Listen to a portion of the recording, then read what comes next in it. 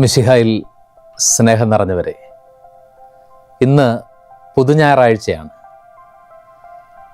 ഉയർപ്പ് തിരുനാളിന് ശേഷമുള്ള ആദ്യ ഞായറാഴ്ചയെ ആദിമ ക്രൈസ്തവർ പുതുഞായറെന്നാണ് വിളിച്ചത്. ഈശോയുടെ പീഡാസഹന ഉത്ഥാനത്തിലൂടെ ലോകം മുഴുവൻ നവീകരിക്കപ്പെട്ടു, പുതുതാക്കപ്പെട്ടു എന്നുള്ള ആത്മീയ ചിന്തയിൽ നിന്നാണ് ഉയർപ്പിന് ശേഷമുള്ള ആദ്യ ഞായറിനെ പുതുഞായറെന്ന് വിളിക്കുന്നത്.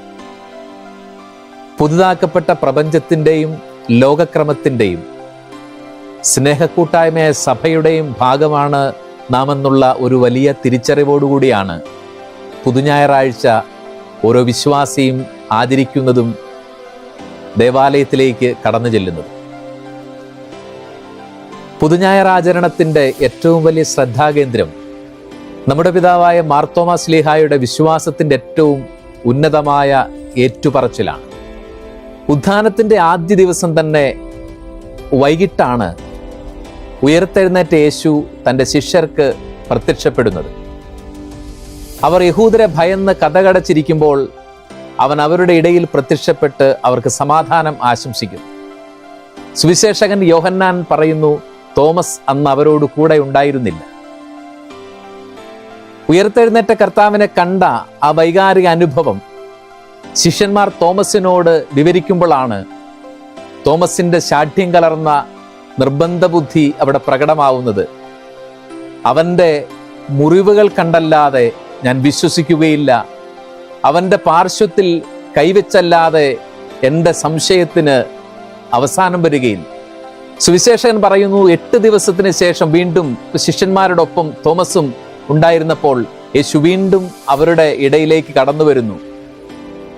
അവൻ തോമസിനോട് പറയുന്നു, നിന്റെ വിരൽ ഇവിടെ കൊണ്ടുവരിക, നിന്റെ കൈ നീട്ടി എൻ്റെ പാർശ്വത്തിൽ വയ്ക്കുക, അവിശ്വാസിയാകാതെ വിശ്വാസിയായിരിക്കുക. ശിഷ്യന്റെ സംശയത്തിനോ സ്നേഹശാഠ്യത്തിനോ വഴങ്ങിക്കൊടുക്കുന്ന ഗുരുവിനെയാണ് നമ്മളിവിടെ കാണുന്നത്. യഥാർത്ഥത്തിൽ തോമസ് ഒരു സന്ദേഹിയായിരുന്നോ? ഉയർപ്പെന്ന അനുഭവത്തിലുള്ള സംശയം അയാൾക്ക് മാത്രമായിരുന്നു ഉണ്ടായിരുന്നത്. സുവിശേഷങ്ങളിലെ ഉത്ഥാന വിവരണങ്ങൾ വായിക്കുമ്പോൾ നമുക്ക് മനസ്സിലാവുന്നത്, മിശിഹ മരിച്ചവരിൽ നിന്ന് ഉയർത്തെഴുന്നേറ്റു എന്നുള്ള അറിയിപ്പുകളെ തോമസ് മാത്രമല്ല അവിശ്വസിച്ചിരുന്നത്. മത്തായിയുടെ സുവിശേഷം 28-ാം അധ്യായത്തിൽ ശിഷ്യന്മാരെ ഉയർത്തെഴുന്നേറ്റ കർത്താവ് അഭിവാദനം ചെയ്യുമ്പോൾ കർത്താവിനെ കണ്ട ശിഷ്യന്മാർ അവനെ ആരാധിക്കുന്നു, സുവിശേഷകൻ എഴുതി വെക്കുകയാണ്. എന്നാൽ ചിലർ സംശയിച്ചു. മർക്കോസിന്റെ സുവിശേഷ വിവരണങ്ങളിലാവട്ടെ, ഉത്ഥാന വിവരണങ്ങളിൽ മഗ്ദലന മറിയമാണ് അപ്പസ്തോല സമൂഹത്തോട് ആദ്യമേ ചെന്ന് ഞാൻ കർത്താവിനെ കണ്ടു, അവൻ ഉയർത്തെഴുന്നേറ്റു എന്ന് പറയുന്നു. എന്നാൽ ശിഷ്യന്മാർ അവളെ വിശ്വസിച്ചേ ഇല്ല. പിന്നീട് ഗ്രാമത്തിലേക്ക് പോയിരുന്ന 2 പേർക്ക് അവൻ പ്രത്യക്ഷപ്പെടുകയും അവരും ശ്ലീഹന്മാരുടെ കൂട്ടായ്മയിൽ ചെന്ന് തങ്ങൾ ഉയർത്തെഴുന്നേറ്റ മിശിഹായെ കണ്ടുവെന്ന് പറഞ്ഞപ്പോൾ അവരെയും ശിഷ്യന്മാർ വിശ്വസിച്ചില്ല. ലൂക്കാസ് സുവിശേഷകൻ പറയുന്നു, ഉത്ഥാന വിശേഷം അറിയിച്ചവരെ അവർ അവിശ്വസിക്കുക മാത്രമല്ല, ഒരു കെട്ടുകഥ പോലെയാണ് അവർ പറഞ്ഞത് അനുഭവപ്പെട്ടത്. അങ്ങനെയെങ്കിൽ സംശയം തോമസിൻ്റെത് മാത്രമായിരുന്നില്ല, ശിഷ്യ സമൂഹത്തിൽ പലരുടേതുമായിരുന്നു.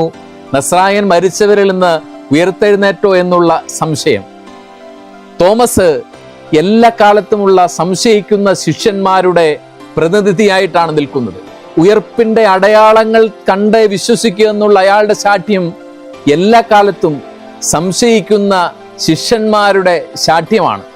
അങ്ങനെയെങ്കിൽ തോമസിന്റെ സംശയം മാത്രമായിരുന്നില്ല ഉയർത്തെഴുന്നേറ്റ യേശു അന്ന് പരിഹരിച്ചത്, മറിച്ച് എല്ലാ തലമുറയിലും അവന്റെ ഉത്ഥാനമെന്ന മഹാരഹസ്യത്തെ, വിശ്വാസത്തിന്റെ ഏറ്റവും ആധാരശിലയായിട്ടുള്ള അടിസ്ഥാന സത്യത്തെ അവിശ്വസിക്കുകയോ അവിശ്വസിക്കാൻ പ്രലോഭിപ്പിക്കപ്പെടുകയോ ചെയ്യുന്ന സകല മനുഷ്യരോടുമുള്ള അവന്റെ തിരുത്തും അവന്റെ തെളിവുമായിരുന്നു ഈ ഉത്ഥാനത്തിൽ തോമസിന് നൽകുന്ന ദർശനവും തോമസിനോട് പറയുന്ന വാക്കുകൾ. തോമസ് ആവശ്യപ്പെടുന്നത് ഉദ്ധിതന്റെ മുറിവ് കാണണമെന്നുള്ളതാണ്. ഉദ്ധിതനെ തിരിച്ചറിയാനുള്ള ഏറ്റവും മനോഹരമായ വഴി ഏതാണ്?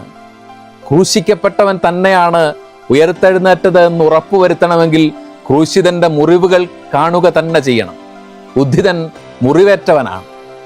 ആ മുറിവുകളെ കാണുമ്പോഴാണ് അവന്റെ മുറിവുകൾ നമുക്ക് സൗഖ്യകാരണമായിരുന്നു, നമ്മുടെ വീണ്ടെടുപ്പിന്റെ വിലയായിരുന്നു എന്നുള്ള തിരിച്ചറിവിലേക്കും വിശ്വാസത്തിലേക്കും നമ്മളൊക്കെയും കടന്നു വരുന്നത്.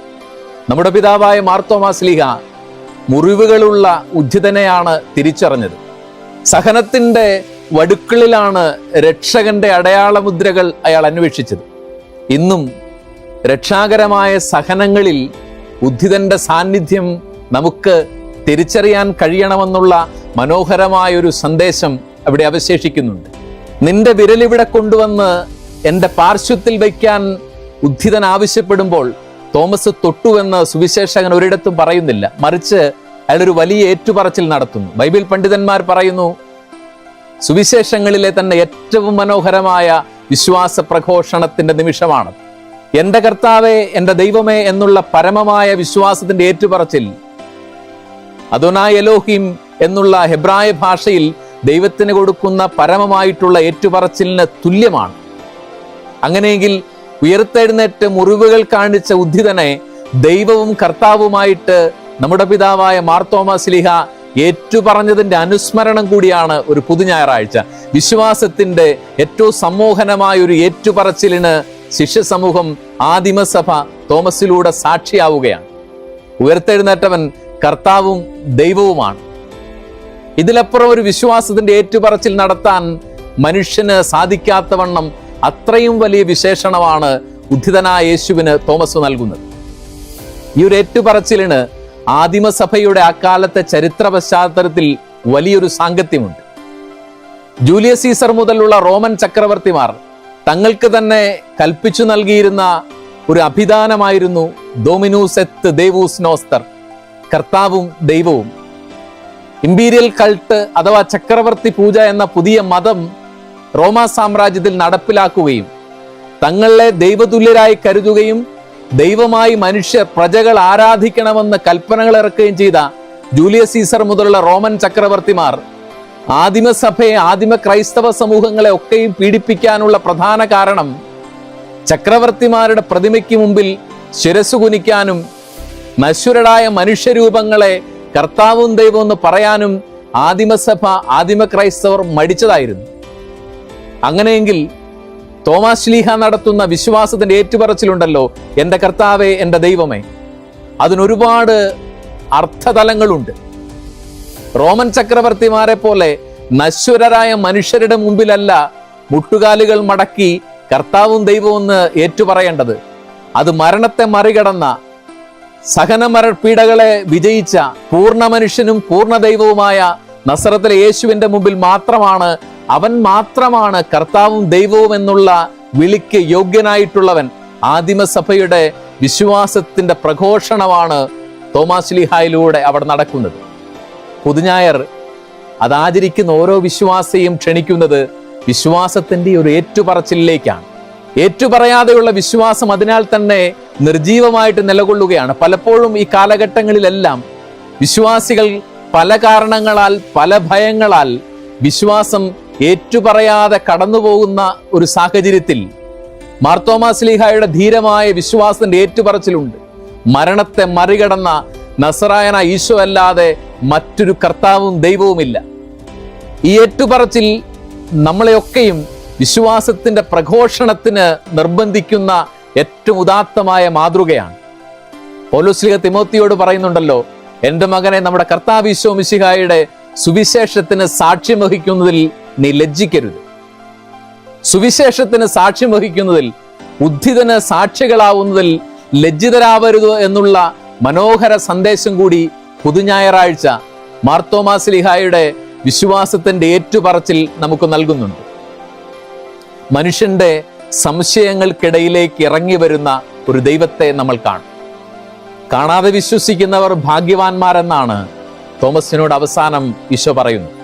വിശുദ്ധ അഗസ്തീനോസ് വിശ്വാസത്തെക്കുറിച്ച് ഇങ്ങനെ പറയുന്നുണ്ട്: വിശ്വാസം എന്നത് കാണാതെ വിശ്വസിക്കലാണ്, എന്നാൽ അതിൻ്റെ ഫലമോ വിശ്വസിക്കുന്നത് കാണും എന്നുള്ളത് തന്നെ. വിശ്വാസം എന്നത് കാണാതെ വിശ്വസിക്കലാണെങ്കിൽ അതിൻ്റെ ഫലം തങ്ങൾ വിശ്വസിക്കുന്നത് കാണുമെന്നുള്ളതാണ്. ഉദ്ധിതനെ നമ്മൾ കാണാതെ വിശ്വസിക്കുന്നു. അതിൻ്റെ ഫലം എന്താണ്? അവൻ്റെ ശോഭയേറിയ മുഖം നമ്മൾ ഒരിക്കൽ കാണുമെന്നുള്ള പ്രത്യാശയാണ്. ആ പ്രത്യാശയാണ് ഈ ലോകത്തിൽ പ്രതിസന്ധികളുടെ, പീഡനങ്ങളുടെ, വിപരീത സാഹചര്യങ്ങളുടെ മുമ്പിൽ നിന്നുകൊണ്ട് അവൻ മാത്രമാണ് ദൈവവും കർത്താവുമെന്ന് ഏറ്റുപറയാൻ അവന്റെ സഭയ്ക്കുള്ള ഏക പ്രത്യാശ എന്ന് പറയുന്നു. പ്രിയപ്പെട്ടവരെ, ആ പ്രത്യാശ കൈമോശം വരാതെ ഏതു സാഹചര്യങ്ങളിലും കർത്താവും ദൈവവും നസറത്തിലെ യേശു മാത്രമാണെന്ന് പ്രഘോഷിക്കാൻ തക്കവിധം നമ്മുടെ വിശ്വാസത്തെ നമുക്ക് ബലപ്പെടുത്താൻ ഈ പുതുഞായർ ആചരണം, മാർത്തോമാ ശ്ലീഹായുടെ വിശ്വാസത്തിന്റെ ഏറ്റുപറച്ചിൽ നമ്മെല്ലാം സഹായിക്കട്ടെ.